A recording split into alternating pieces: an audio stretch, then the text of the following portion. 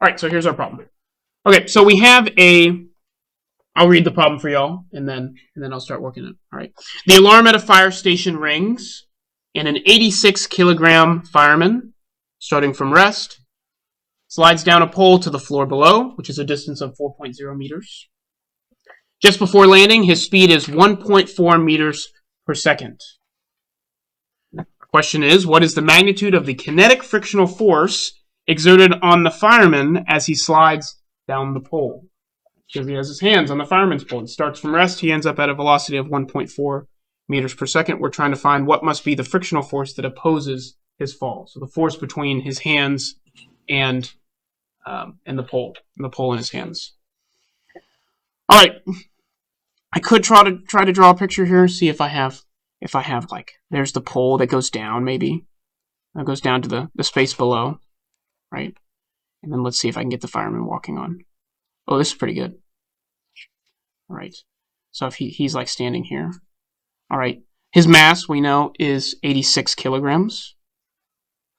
Okay. We know the distance here that he's going to fall, or the distance from the top floor to the bottom floor, is 4.0 meters.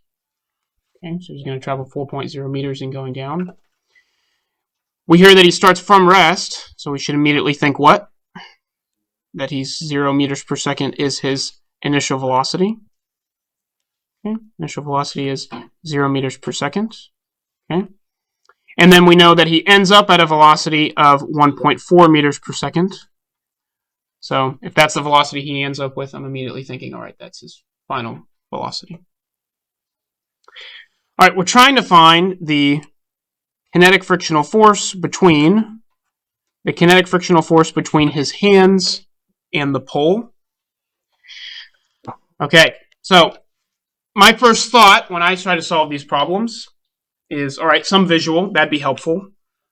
And that's what we have a little bit here, some visual. But what sort of tools do we need to apply to this problem? We have kinematics tools, we have forces tools, we have circular motion tools.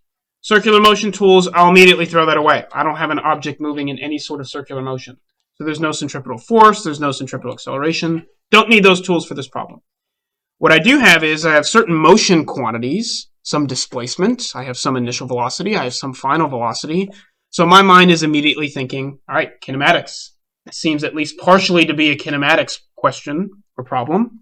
However, it's not exclusively kinematics because I'm also discussing something about forces. I'm trying to find the frictional force that's acting on our fireman.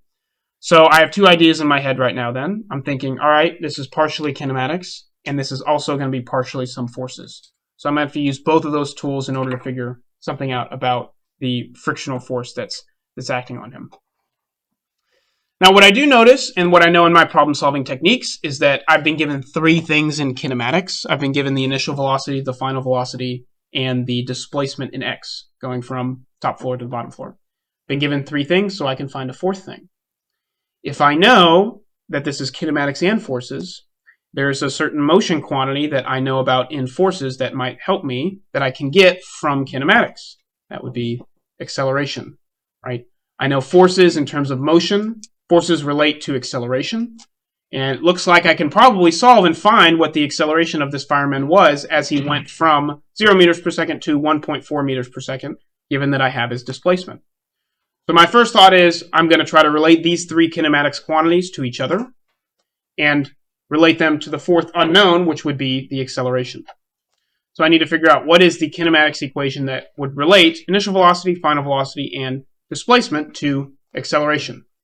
Knowing my kinematics equations, I can think of kinematics equation number 3, which is final velocity squared equals initial velocity squared plus 2 times our acceleration times our change in position. Rearranging this equation in order to solve for the acceleration, looks like I'd get final velocity squared minus initial velocity squared divided by 2x. Final velocity squared minus initial velocity squared divided by 2 delta x. Okay. Equals A. All right, I know final velocity, I know initial velocity, and I know displacement, so I can solve this. My final velocity is 1.4, so I'll square that, minus 0, that's easy, and then divided by 2 times my displacement of 4. We'll call that the positive direction, that's another thing. So I'll say this is positive and this is negative. So there's a positive displacement down, and so I gain some positive velocity here. Right, positive is downwards. Everything's going downwards. So that makes it easier. 2 times 4.0, which is 8. All right. So I see, when I put it in my calculator, that my acceleration to appropriate significant figures of 2 looks like 1, 2, 1, 2. All right. My acceleration is 0.25. 0.25 meters per second squared in the positive direction. Okay. Good as it stands, that's somehow going to relate to my forces that are acting on this object. To get a better sense of it, I'm going to have to start analyzing what those forces are. Okay? Some forces are contributing to this acceleration. That is the acceleration he goes through. What causes acceleration? Forces. So let's look at the forces that cause that acceleration. One of them would be the frictional force. Hopefully I can relate that frictional force to this acceleration in some fashion. All right, so I'll do a free body diagram to start my analysis of the forces acting on our man. Our fireman has a mass of 86 kilograms, so I immediately think weight. When I'm thinking of forces and mass, my first thought is weight. We'll point that down. There's his weight. His weight, ultimately, is the strongest force that's trying to get him from this top floor to the bottom, right? What's slowing him down from not accelerating at 9.8 meters per second squared would be the friction between his hands and the pole. That would be the opposite way he's moving. Right? So this must be the frictional force going upwards. Opposite is motion if we say that his velocity or his acceleration, or rather, we'll say his velocity, yeah. His velocity is down, but his acceleration is also in the downwards direction. All right, now that we have a free body diagram to assess these forces that are acting on our fireman, that's resulting in some net acceleration of 0.25 meters per second squared. Then, after a free body diagram, I'm going to start to analyze this mathematically using Newton's second law. Okay, Newton's second law. Technically speaking, we're in the y dimension, but that's the only dimension we have forces here, so that makes it easy. It's just a one-dimensional problem, just in the up and down. Okay. The two forces I have are weight and frictional force. I know sum of forces, which is right here, equals mass times acceleration in y.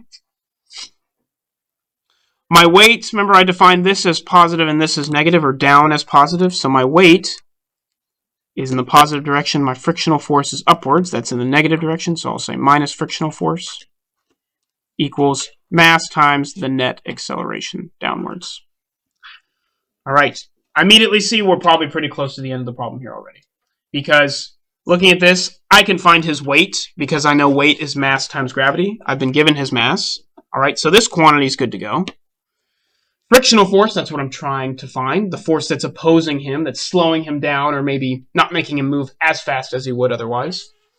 And then I have the mass already and the acceleration I just found from kinematics.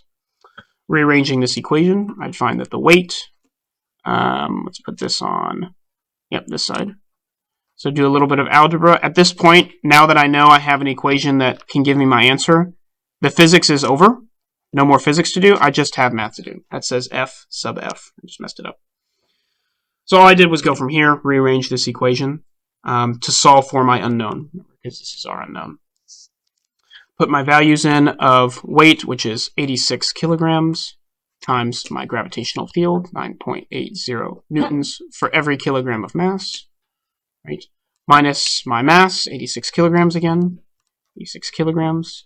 Times the acceleration I found from kinematics, right? Given that I knew what his initial velocity and his final velocity were, as well as the displacement he underwent. 0.25 meters per second squared. Positive. Okay. And that is going to give me my frictional force. Right, let's see what it is. Hopefully it makes sense. Let's see. 86 times, 86 times 9.80 minus 86 times 0.25. 820, two significant figures. I put in my calculator, I see 821.3, but I know I have two significant figures here, so I'm going to be dealing with 820 newtons of force. Now, to make sense of whether or not that's a force that whether it's a common sense sort of answer, I could compare that to his weight. If that force were stronger than his weight, that wouldn't make sense. Then he would be accelerating upwards. So I can calculate his weight real quickly. And I find that his weight is 842.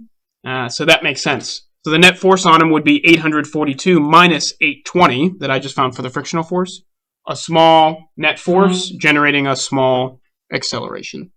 So that 820 newtons makes sense. All right, any questions for this problem?